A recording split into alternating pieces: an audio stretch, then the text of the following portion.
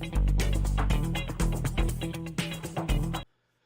the future is bright in the construction world. We've got a young businessman here to tell us all about it.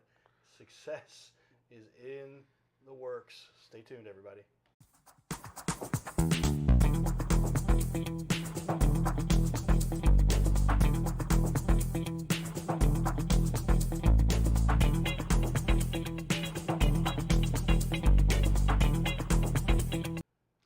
Welcome, everyone, to Your Little Castle Show, highlighting emerging leaders that are coming up that are, you never know how old somebody is until sometimes they offer it to you.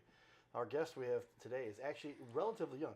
I would have guessed he might have been 35, 40. He's just so knowledgeable and has enough confidence. You can tell he knows what he's doing. He's younger than that. I won't give away his age unless he wants to, but you have decided to get into this construction world and taking the world by fire. 105 reviews, I think, is that right? Yes, sir. Doing well, getting attention from all those who pay attention in our little world here and what we've got going on in the construction side of the world. So with that, we'll give a shout out to Carroll House Furniture because you like nice things in your little castle. We built our own little castle here inside of our studio, and it literally is it's turned into one of the most fun things I've ever done in my life. But with that, we're going to share with you. Where do you have nice things in your little castle that might have had a roof? And look at this great looking website. Blake is on the ball. Welcome to the studio, Blake. Yes, sir. Pleasure to meet you. Well, baseball background a little bit. Does that have? I'm going to start off here with one of my random questions. Do you think your baseball background has taught you how to be competitive and to work hard and train and everything you need to do to be? Has that led to some of your success you've got now? Absolutely. So, I mean, baseball has been the one passion that's kind of kept me on a straight and narrow path, and playing all 4 years in high school varsity, and then eventually falling into coaching afterwards. And it really, I mean, it honestly shaped just the leadership skills and I would say just bringing on people as far as the monthly competitions and everything else. It really makes it interesting. So baseball is a huge passion for sure. Yeah, and running a team and how do you manage people. And boy, once you've had, I haven't done a whole lot of coaching. I guess I've done some coaching, not the head coach, but you're the head coach for the JV team, is that right? And correct. Helping them with the varsity also? And yes, sir. And years of playing. What position did you play when you played? So believe it or not, as big as I am, I was a shortstop all the way up until high school, and then got pushed over to third. And at infield was always on the left-hand side was always fun. And then really from there, as I got older, I just kind of stuck at third base. And after high school, it kind of ended. So now it's just slow pitch softball for guys like me. But yeah, I'll say a big guy like you could crush a softball too, I would imagine. Yes, sir. I love it. Well, that sports background we'd like to emphasize because there's so much we learn from playing sports. And if it wasn't for the sports background I had, I would not have survived my coma as readily as I did. I know it. Why did you decide to get into the construction space? So what led you here? Actually, funny story. So my hopes and dreams after high school was the Marine Corps. Which immediately was supposed to leave about 2 months after I graduated. And then from there, I was about 12 days from getting sent off and ended up getting hurt in a car accident. So long story short, I ended up not being able to join for at least a year in the Marine Corps and just fell into my old baseball coach coaching his younger kid and was like, hey, I need an assistant. So they were about 8 years old, and we took off with them for a fall team. And one thing led to another, and over a couple of years of coaching travel baseball with him, I ended up finding a junior high school, going there. In between that, was able to rejoin back with the Marine Corps. Left for a couple of years. I ended up joining the reserves and as a combat engineer, and then ended up here I am now a few years later. Now I'm coaching high school for the first time. So it's interesting and fun. I could definitely talk about it all day, but I love it. My fiance wants to kill me sometimes, but it's been a great time. Well, yeah, you and I started talking baseball, and we got into it. I didn't realize. So you had a little bit of an accident, but you didn't let that derail your long-term goals. No. So that car accident honestly was probably the best thing for me because, nobody has a backup plan when they, especially 10 days before they're supposed to be leaving. But I ended up going to Rankin, met some people in the construction industry. We had a major hailstorm hit in 2017 around the Collinsville, Maryville, Troy area. Ended up hooking up with a roofing company and worked there a couple of years. When I left for the Marine Corps, kind of came back, jumped into real estate, kind of still involved in construction, and then ended up kind of opening my own thing. So it definitely whirlwind of events in such a small time, but I can't be happier. Yeah, well, tell me, when did you decide? You said, I want to be the owner. I want to be the boss. When did that happen, and why did you decide to start your own company? So I'd say the leadership skills of just, coming from the Marine Corps, naturally being, from day one, you're basically told you're a leader. It's one of the few branches that lower ranks actually get a lot of authority. So for me, it was just, I feel like it's kind of been in my blood in high school.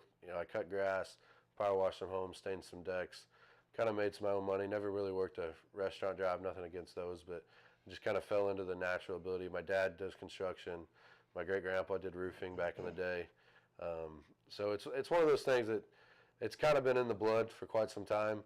And then when I was in real estate and trying to learn the game there and flipping some houses and epically failed, was going to go broke, I decided, you know what, I'm going to go back to my roots and kind of figure out what the roofing is all about. And just made a whim. I made a Facebook post, and a month later a storm hit, and thankfully I had a little bit of an idea of what the insurance game was like, and kind of went and took my test, got licensed, and went from there. So it's all sporadic, but it all fell into place, and it was a little hectic there for about year 1, year 2, but now, now that we're in year 4, going into year 5, it's been absolutely fantastic. The foundation is really starting to become stable and firm. So yeah, so the world works in mysterious ways, and it cannot be that whirlwind you're talking about. But if you just persist, I always talk about how God takes you where you're supposed to be, not where you think you're supposed to be, or where you want to be. He'll take you where you need to be, and it looks like you landed on your feet. But 10 years total experience. You were actually doing some construction while you were in the military too, and now you start your own company. It's been around now for 5 years. And what do you think that what's been the impetus behind this that's led to your success? Yeah, so honestly, I will say my age, being 27, I think, when I started this 22, 23, it was one of those things, it's hiring people that honestly come in and really bleed into the company and, take that as I took the risk, but they're coming in with a lot of knowledge and shaping people that are smarter than you and just honestly allowing people to do what they're good at. 2 of my 3 salesmen from last year, because I have 3, I actually have 5 at the beginning of this year, but one was my high school baseball coach, and the other one was somebody that I coached college baseball with for a year, Robert Morris in Springfield. So both those guys, we're very, very baseball heavy as far as just the culture goes. It seems like everybody on the team, outside of about 2 people, have either coached or played baseball at a college level or higher. So it's one of those things that it drives the competition, it drives the leadership, and we all kind of just get on the same page. So I'd say, the ultimate success is just having people around you that honestly want the company to succeed more than themselves. So we've brought in a lot of talent, and I can't be more blessed. Yeah, I'd say those baseball roots really coming through for you. You make a lot of connections. I'll never forget some of the people that I met. My connections through football and other related fields, and it was just interesting the connections you make, and just you got to get to know somebody. How do you draw some kind of a connection with somebody, and whether it's baseball or football or soccer, basketball is pretty big here in St. Louis area. We've got a bunch of kids who come out here and play professional basketball, but all those connections come through when it's a matter of what are you trying to do with your career, who do you know, and then start talking, and now you've got guys you've worked with. Building that team was probably one of the most difficult things it was. You've had to do, but that came together pretty quickly for you? It did. We've had some help with the weather, obviously playing a factor the last couple of years. I mean, from Illinois to Missouri, it's definitely felt the effect on it. I think the biggest thing is everybody that I've actually hired on the team, outside of the 2 most recent hires, have just kind of fell in my lap, and it's just been pure conversation, pure, just kind of like, hey, let's do this. So I've gotten pretty lucky on that aspect. We have a public adjuster on staff that really allows us to work with the claims. He moved from Florida with a little bit of a custody thing with his kid, so he's up here full time. So he was able to join, and that was a mutual referral through a lender. My high school baseball coach closed down a state farmers agency after 13 years, so he had the insurance background, and then we were able to, I said, hey, you want to come sell roofs? And he's like, sure, why not? I didn't know what else I was going to do. So as he was shutting it down, I was buying a fridge from him. I got a couple rental properties, and he had it at the office, and I was like, come sell roofs. And next thing you know, he showed up 2 weeks later like, hey, I'll do that. So that really fell in my lap. Another guy who I coached college baseball with, he also ran a tire shop. Well, the tire shop sold to private equity, and he had sent me a text to give me some baseball stuff. And it was just one of those things, like I was like, you want to come sell roofs? And he's like, Sure, I'll try it. Like, because we've always had a good relationship. I think through that baseball community, having that mutual respect and just kind of seeing how I am with the kids, honestly, has been probably one of the best things that's happened because it's allowed me to gain respects from my peers and a lot of people that are older than me. So most of the guys at the company a few years ago were double my age, which is kind of funny. Well, I'll say, young, ambitious guy like yourself starting a company, running like you are, that's pretty exciting. And I was going to say, I have some guys who've had that experience in the insurance space because how often is it St. Louis and the Midwest and Illinois, Missouri area, we have big storms come through and somebody's got some damage and then they've got to learn how to coordinate the effort with the insurance company. That's not something most people want to take on their own. No, not at all. And I think that's where, for us, I would say that's one of our biggest strengths is, there's a lot of good roofing companies out there, and I'm the first one that I'm a huge advocator. We work very, very well with a lot of companies. There's, strengths and weaknesses amongst everybody. And I think at one point we had relationships with 13 people last year where we were doing roofs for each other, helping each other out, doing, just, you never know what somebody else, like I said, is better than you at until you get to know them and you learn something. We have meetings together and whatnot. But I think what it really comes down to is just, as far as the insurance game goes, that's one thing we take a lot of pride in. Not a lot of guys have a public adjuster on staff. Not a lot of guys are actually go to the training and learn how to read the insurance paperwork. And insurance is constantly evolving into new stuff. So it's just one of those things that for us, with the insurance changing a lot, it's just keeping up to date on all the education and realistically just taking care of the client. I mean, I think the roofing gets a bad rap in general as far as just, he took my check and he ran, or he didn't complete the work, he didn't do this. And, that's just one of those things where building that, getting the brick and mortar spot, building that reputation was just huge for me because I do look at it as a coaching aspect as well. Like you coach your clients and, they're going to perform for you.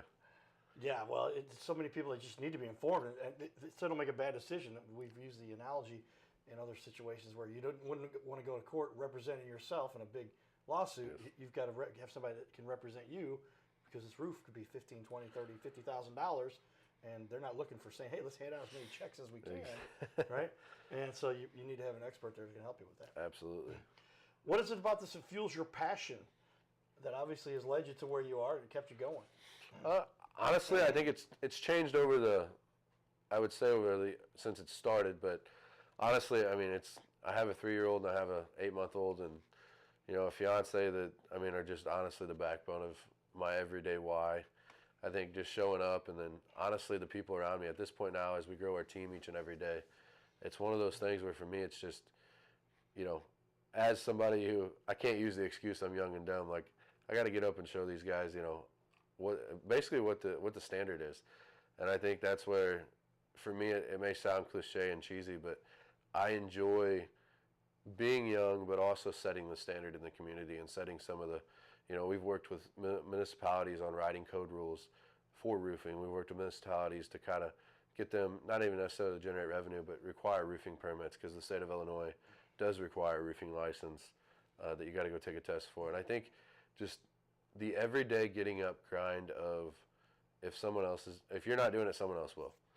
And I know that, again, it sounds maybe cliche and cheesy, but it's one of those things that, my family is my why and my purpose, and putting myself in a position that I dreamed of, 10 years ago. I came from a kid that was grew up in housing, grew up on the link card, just grew up where if you want it, go work for it. Mom didn't have much. Dad was kind of hit or miss in the picture. And, for me, it's just all that kind of comes together. The Marine Corps mentality, embrace the suck, deal with it, is I look at myself and I tell everybody, like, if it all fails and it all goes south tomorrow, that's okay, because what I learned, I'm going to be able to rebuild the next day. So getting up constantly and just continuing to fight. So. Wow, what a story we've got here, everybody. We all go through hurdles, but it's those who overcome those challenges we have. You never give up. And it's not the error. We'll use one of my dad's quotes. It's not the error that causes you to lose the game. It's how you respond to that error, right? Absolutely. How many times we see somebody make a mistake and then the whole team gets down because of that? We've seen it happen in the World Series a couple times. Won't name any specifics, but a couple times I can think of the top of my head. But the Cardinals are doing well this year. We just came back from spring training. It reminds me, you might have heard the alarm go off there. It's because all my system was still set up on Eastern time. So that was an hour ago, right? There it goes again. See, the timing is perfect. But with that, we want to give a shout out about your reviews real quickly here, because you've got a lot of great work you've done with your reviews. to get 105 reviews, a 4.8. Wow. I want to give an extra shout out to Jenny, who works in the office. The work and accomplishment is the highest quality. You can see this is for yourself right there. Go do a Google search and you'll see these reviews. How does it make you feel to have those kinds of nice things people are saying about you? Beautiful. I think it's definitely one of those things that, I mean, that's the most rewarding thing to me is, you know, you get what you give in life, and that's, you know, one of those things that reviews are everything to me. And you know, typically with reviews are not, you know, you can ask at the end of a job, but majority of these reviews come from just, you know, we have a link we send out at the end, and if they leave it, they leave it. And, you know, we were able to serve close to 500 customers last year, and, you know, this year, you know, so to see 100 get up there, majority of those come from the last 2 years, has honestly been the most impactful thing. It's definitely gives me the biggest smile. So just talking about it definitely makes me cheesy. Yeah, that's cool. That's what we want to see. Good work you're doing out there. You got a great system too. He's using a great system we recommend. I said, I know what you're using on your website and stuff. You're on the ball, doing it well. Well, with that, we're going to share a little bit of our fun in the community. Stay tuned here as we have some fun we had with our military-related people. Giddy up. 25. All right. Give it up for that. Is that cool? April 2026 will be 21 years. The charity has served over 100,000 military children across the country and has a huge impact on our military families. Isn't that pretty cool? I mean, you think about it, we got troopers going out there, men and women going out there to protect our country, but what do they do with the children? And there's no specific funding for that, right? The military people get paid a little bit for what they do, but families need some help. So Carol's made this much for 20. Congratulations, Carol. Good job. Thank you.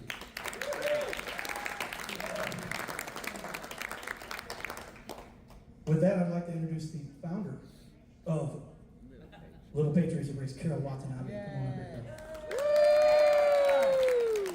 Carol's just standing over. I'm just standing up here, barely able to speak because I had lost my voice. I was in Dallas, Texas the last couple of days, and I was at another big event and came home and I didn't have a voice. I'm just getting it back, and I'm leaving on a flight at 9 a.m. to another. Great stuff there from Carol, and she's doing a lot to help impact our community. And we've got a little bit more for you for other things we're doing in our community. Check it out. His name is Carter Rethwich, but in St. Louis, he's known as the Cardinal Cowboy. He's a well-known fixture in the stands at sporting events in the Gateway City. He's one of its greatest cheerleaders, a super fan like no other. When he makes his rounds at almost every home game, he shares his love for sports with the rest of fandom with a smile, a cheer, some positive encouragement, and lots of selfies and pics. But the Cardinal Cowboy was born of a tragic incident. Rethwich was an aspiring athlete in high school and college. He dreamed of playing in the big leagues, but those dreams ended when he and 3 of his college friends were hit with a devastating crash by a 5-time drunk driver. One of his best friends died. Carter suffered a critical head injury. The trauma put him in a coma for 6 days. The doctors said he was never expected to function again. Those expectations never came true. He fought back and finished college. He was determined to prove the doctors wrong. Among other inspirations, it was his love of baseball that kept him going. And from his near-death experience, the Cardinal Cowboy emerged. His goal in life became to inspire others with positivity despite the odds, to help people believe in themselves and achieve their dreams. So after my coma, I realized that it was up to me if I was going to accomplish my goals, if I was going to reach my dreams. Despite what the naysayers would say, the people that were discouraging me, like they do everyone, it's up to me if I'm going to make it. Don't listen to the naysayers. It's up to you.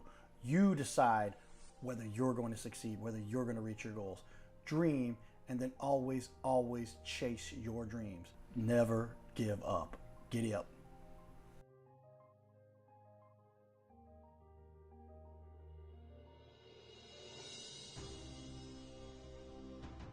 Hey, we're looking for the small business owners and leaders in our community to be on our show. This is the Your Little Castle Show. We air 3 times a week, every week on ABC, and we would like to put somebody you know, or maybe it's you, who's a business owner to be on our show. You'll sit right here in our guest chair, right here, sitting here talking to us. We're going to put on the wall your website and everything about you, and highlight you as a leader. Fill out the form you see here on our website. It's bigleagues.com, and if you go to bigleagues.com, fill out this form. It takes just a couple seconds, and you can even schedule yourself right here. Schedule yourself to be on the show, and there's no charge for us to record you. There's no charge to be in the studio. Check it out if you would like to be on. Fill out the form again, bigleagues.com. This is where we can turn any interview into a series of clips. Check that out. Go to bigleagues.com. Well, there you have it, everybody, and why we like to share so much of the excitement and fun we have in the community. That's when we put on the Cardinal Cowboy hat. But with that, I'd like to jump into, I'm a numbers guy. It's a computer guy. It's a guy who knew my stats. I'm like, if I go 3 for 4 today, I'll be hitting 500. Know your numbers as a baseball player, right? Absolutely. Yeah, there you go. Background you've got too. Let's do a little cost analysis. There's a number of ways people can get a roof done. Yes. But should they, their brother-in-law? Should they get Chuck in a truck? Should they try to do it themselves? And what are the problems with all of those, and why should somebody pay to have this done professionally? So, I mean, I think Chuck in the truck, that's my favorite thing. Right. No, it's honestly, it comes down to warranty, stability, who's going to be around in the next 10 years. I'll joke, I always say I'm going to outlive, 95% of the roofers left right now that are doing it right. But no, really, it comes down to quality and, where you're getting your material from. And, anybody can just kind of go into a store and pick out random felt and different things like that, random material. But honestly, I think it comes down to the start of the job and, the tear off and the cleanup and just kind of everything as a whole. So, for us, we set the standard simple on every job. There's a lot of municipalities that require different things. But at the end of the day, the most strict municipalities require like ice and water shield on the eaves and valleys. Right. We do that on every job. I don't That's care. all code now, right? That's all code. And majority of places, and around the Missouri area, you're going to find that's more common. But up in Illinois, and you get some of these small towns, they don't require anything, and that's one thing that we tend to be a little bit more expensive than some, depending on the area. But the quality is what it should be on, I feel like, on every job. So exactly what I put on my house is what I'd put on your house. And that goes with ice and water shield in the valleys and the eaves. That goes with replacing the drip edge every time. If the drip edge is screwed in, we're taking down the gutters and reinstalling them. It goes down to a typical, at minimum, Class 3 shingle. We primarily use OC Duration, which is an Owens Corning.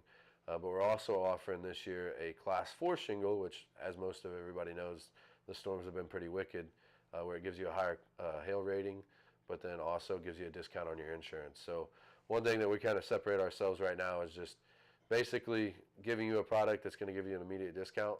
Insurance is changing, as I said, as a whole.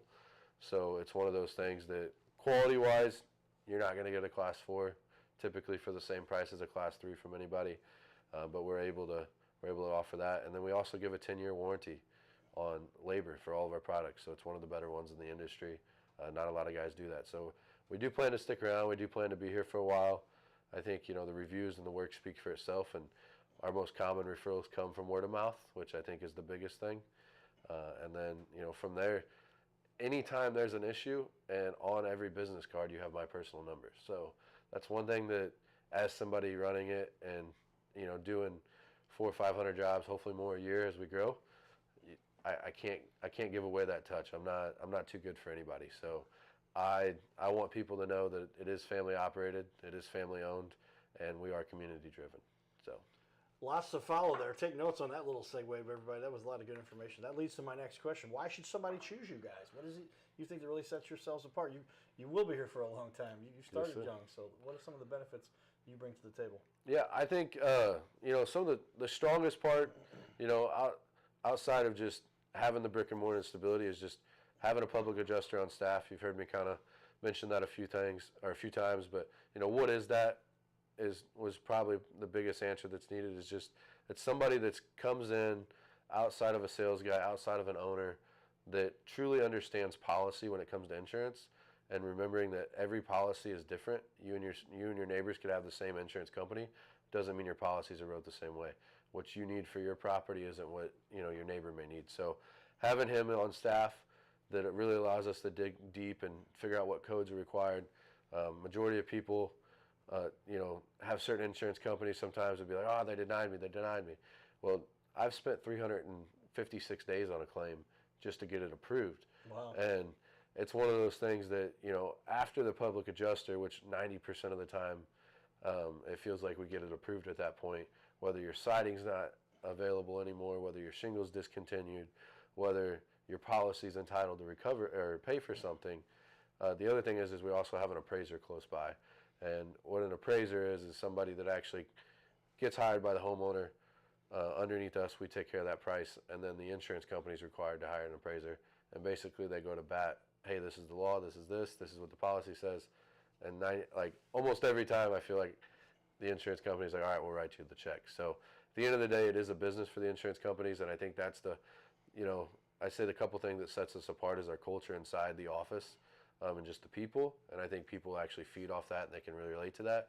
But also just the fact that when we say storm damage specialists or storm damage experts, it's not just a couple sales guys who have dealt with 1,000 claims.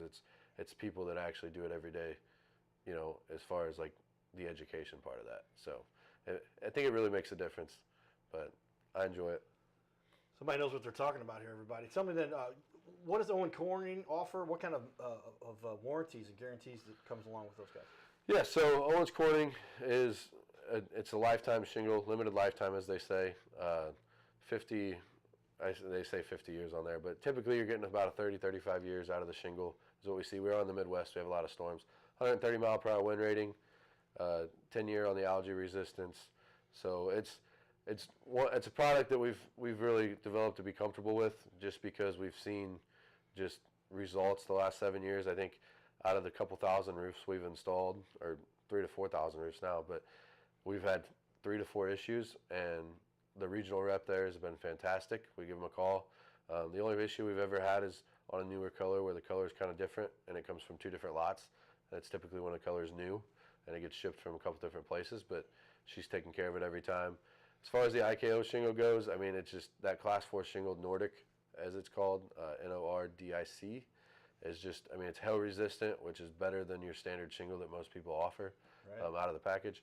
And then it's same thing, limited lifetime warranty, 130 mile per hour wind rating. We 6-nail all of our shingles, so it brings it up. Actually, the state of Illinois is a windy state, so it's actually required that you're supposed to 6-nail all your shingles.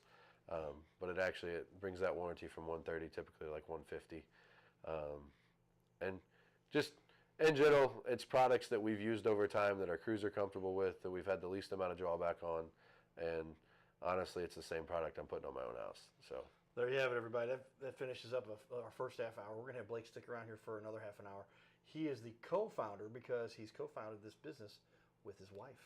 So, or fiance, right? Sorry. So future wife, fiance. Sorry, getting ahead of ourselves. But your business partner for life. Stay tuned for more, everybody. You're watching the Your Little Castle Show. Get up.